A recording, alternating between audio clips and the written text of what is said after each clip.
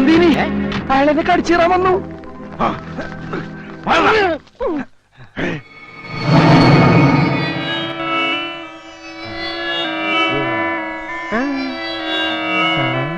കളിച്ച് കളിച്ച് ഇയാള് മേലുപദ്രവം തുടങ്ങിയോ?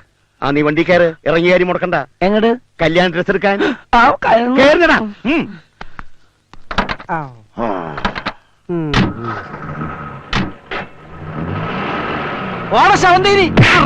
മുതലാളി അവര് രണ്ടുപേരെ ശ്രദ്ധിച്ചായിരുന്നോ? അത് രണ്ടും കൂടെ ഒന്നല്ല, രണ്ടാ. അപ്പോഴിത് മോർഫിംഗ് അല്ല, തെറ്റുപറ്റിയത് നമുക്കാ. മുതലാളി, ഞാൻ നാന വായിച്ചെല്ലാം പഠിച്ചു. ഇതൊരു പുതിയ ടെക്നിക്കാണ്, ഒരാളെ രണ്ടാളാക്കി മാറ്റുന്ന വിദ്യ. ഇതിനെ ക്ലോണിംഗ് എന്ന് പറയും. എന്താ ക്ലോണിംഗ്? ഇതിന് ക്ലോസിംഗ് എന്ന് പറയും. നിന്റെ ചാപ്റ്റർ ക്ലോസ്.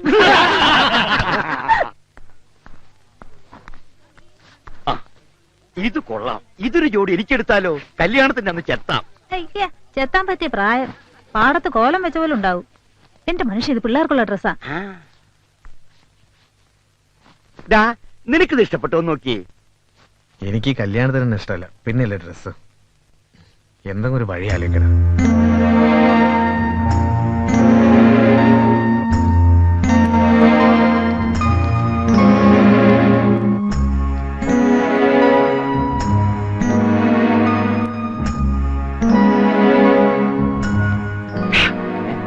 എന്താടാ?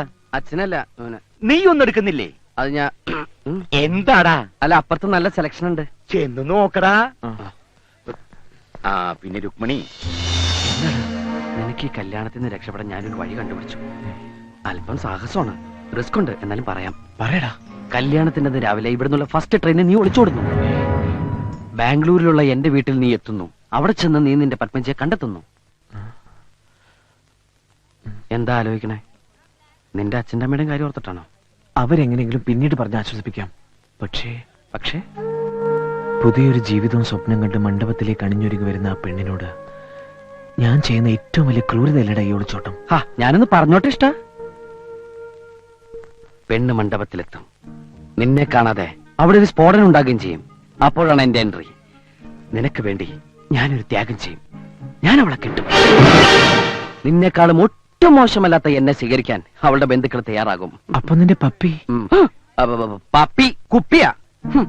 ഇന്നലെ കണ്ട പപ്പിയേക്കാൾ എനിക്ക് വലുത് നീയാടാ. എല്ലാം നിനക്ക് വേണ്ടിയാ. നിന്നോടുള്ള ആത്മാർത്ഥ കാരണ, സ്നേഹം കാരണ. ഇതിനൊക്കെ പകരം ഞാൻ എന്താടാ ചെയ്യാ? നിന്നെ പോലെ ഒരു കൂട്ടുകാരനെ കിട്ടിയതാ എന്റെ ഏറ്റവും വലിയ ഭാഗ്യം. അത് നിനക്ക് എപ്പോഴെങ്കിലും ബോധ്യാവും.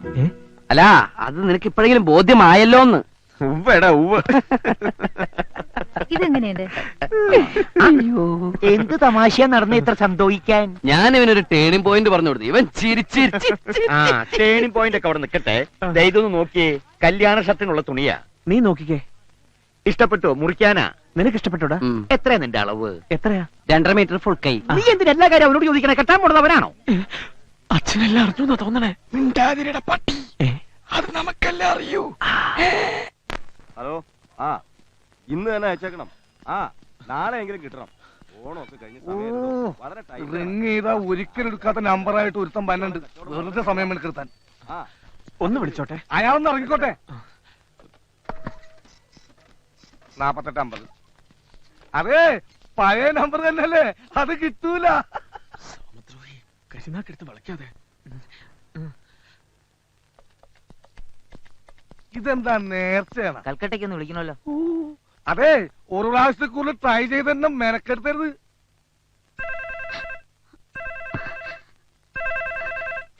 ഹലോ ഹലോ ഹലോ, ഞാനാ.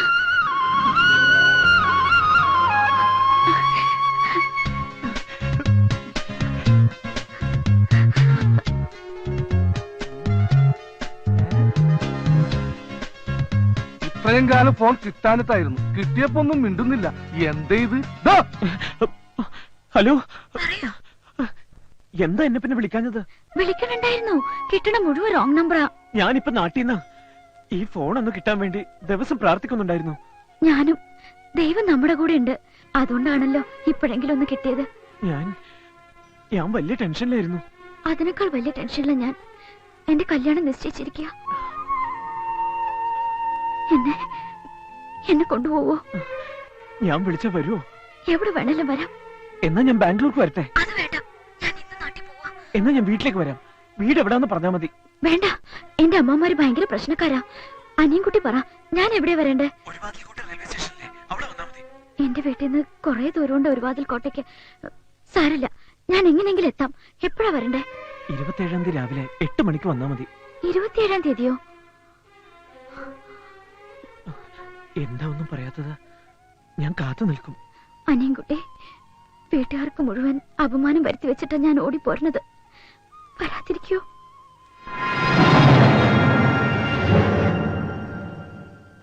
വന്നില്ലെങ്കിൽ ഞാൻ ഈ ലോകത്ത് ജീവിച്ചിരിപ്പില്ലെന്ന് കരുതിയാ മതി. എങ്കിൽ അടുത്ത ട്രെയിനിന് ഞാൻ തലവെക്കും. അങ്ങനെയൊന്നും ഉണ്ടാവില്ല. പറഞ്ഞ സമയത്ത് തന്നെ ഞാൻ എത്തിയിരിക്കും, തീർച്ച. ഞാൻ ബുക്ക് സ്റ്റാളിന്റെ മുന്നിൽ കാത്തു നിൽക്കും. എന്നാ ഞാൻ വെച്ചേക്കട്ടെ?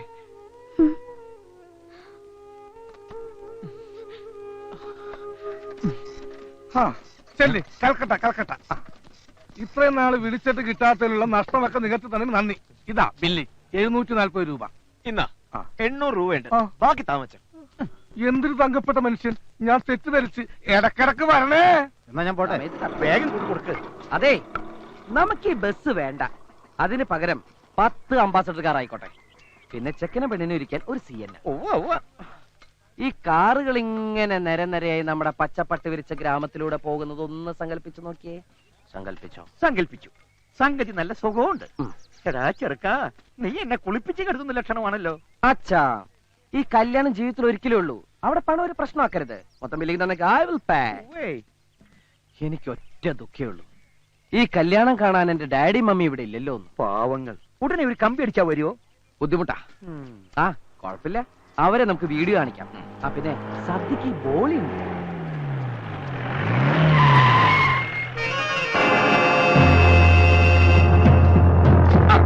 എത്തിയല്ലോ കാലാൽപ്പട.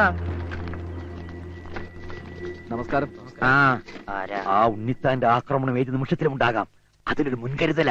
ഇവരെ ഷൊർണൂര് രാഷ്ട്രീയ ഗുണ്ടകളാ, ചോരകന്റെ അറപ്പ് മാറിയവർ. വിശ്വസിച്ച് ഏൽപ്പിക്കാം.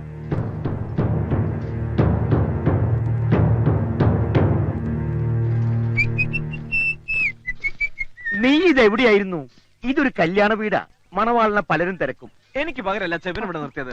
എന്നാ ഒരു കാര്യം ചെയ്യാം, നാളെ നിനക്ക് പകരം ഇവനെ കൊണ്ട് കെട്ടിച്ചേക്കാം. അല്ല, നീ സത്യം പറഞ്ഞോടാ? ഇങ്ങൊന്നേ. എന്താണ്? ഒന്നും അറിഞ്ഞിട്ടില്ല. നീ ആയിട്ട് അറിയിക്കാതിരുന്നാ മതി. പിന്നെ എന്തിനാ എപ്പോഴെപ്പോഴും കൊള്ളിച്ചു പറയുന്നത്? എടാ, അത് നമ്മുടെ മനസ്സിൽ കള്ളത്തരമുള്ളോണ്ട് തോന്നണല്ലേ. ആട്ടെ, നീ ഇതുവരെ എവിടെയായിരുന്നു? എടാ, ഒരു ട്വിസ്റ്റ് ഉണ്ടേ. എന്താ ടിക്കറ്റ് കിട്ടിയില്ലേ? ഒന്നല്ല 2 എണ്ണം. ഓക്കെ, എന്തിനിപ്പോ 2 എണ്ണം? ഞാൻ ഒറ്റക്കല്ലല്ലോ പോന്നത്, അവളും ഇല്ലേ? ഏതാ അവള്? മേരി മൊഹബത്ത്, ബാംഗ്ലൂർ ലड़की.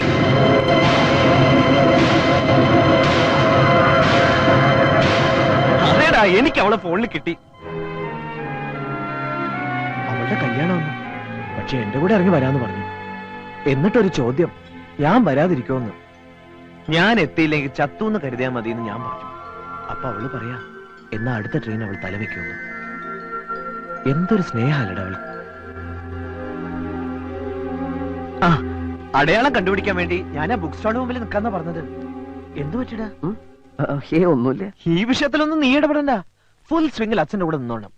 എല്ലായിടത്തും നിന്റെ വക്രബുദ്ധി പ്രവർത്തിക്കണം. മോനെ, നിങ്ങൾ അവിടെ എന്തെടുക്ക? ആ ഉണ്ണിത്താൻ ഇങ്ങോട്ട് പുറപ്പെടാൻ അവിടെ പടയൊരുക്കം നടത്തുന്നു. ഇവിടെ നടക്കുന്നതൊക്കെ അയാൾ അറിഞ്ഞു. ഇതേ മുഹൂർത്തത്തിൽ നിന്നെ കൊണ്ടുപോയി ബലമായിട്ട് കെട്ടിക്കാനുള്ള പരിപാടിയാ.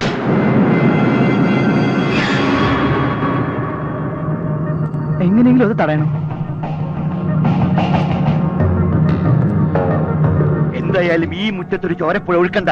അതിനു മുമ്പ് ശത്രുപാളയത്തിൽ നമ്മുടെ രാഷ്ട്രീയ പടത്തട്ടെ. എടോ, ആ ഉണ്ണിത്താനടക്കം എല്ലാവരും ഇന്ന് തന്നെ ആസ്പത്രിയിൽ എത്തിയിരിക്കണം. ചുരുങ്ങി ഇത് 1 മാസം കഴിഞ്ഞിട്ട് അവർ ഇറങ്ങാവൂ. നിക്ക, വെട്ടും കൊലയും ബുദ്ധിയല്ല. ഈ കാരണം കൊണ്ട് നാളെ നിങ്ങൾ എല്ലാവരും ജയിലിൽ കിടന്ന് അഴിയണേണ്ടി വരും. ഇത് എനിക്ക് വിട്ടാ, ഞാൻ സോൾവ് ചെയ്തോളാം.